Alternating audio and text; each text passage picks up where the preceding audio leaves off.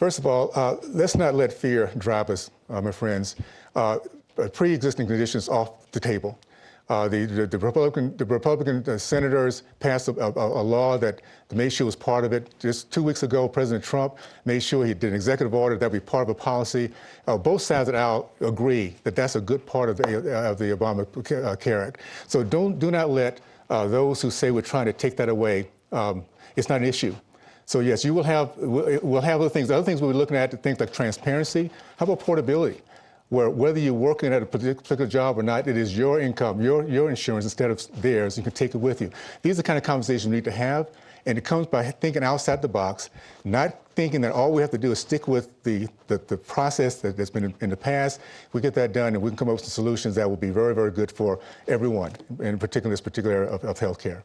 Thank you. And Mr. Owens, people are afraid. I talked about Mindy and I talked about Camille. They are afraid that they won't have access to health care if protections for people with pre-existing conditions are repealed. And again, it is true.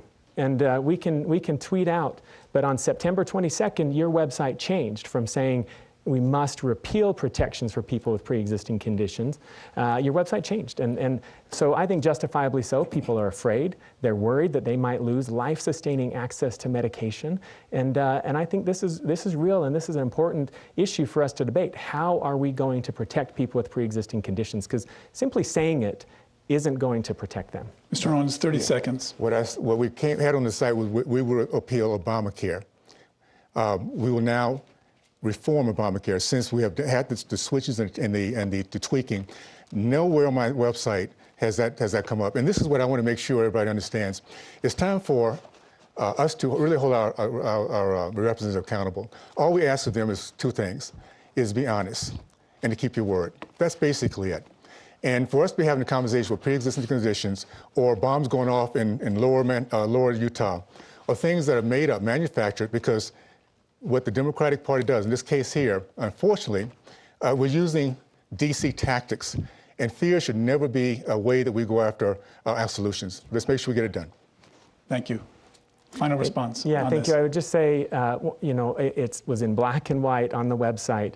We saw it. I was concerned by it. Many people were concerned by it because they know how important this medication is. And so, Mr. Owens, what's true is true.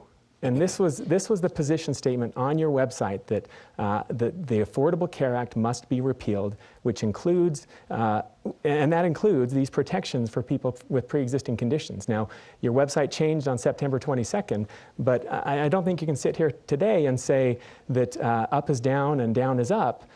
This is true, and this is a policy difference between us that I think it's important for people to understand, especially people who are afraid that they might lose access to life-saving medication.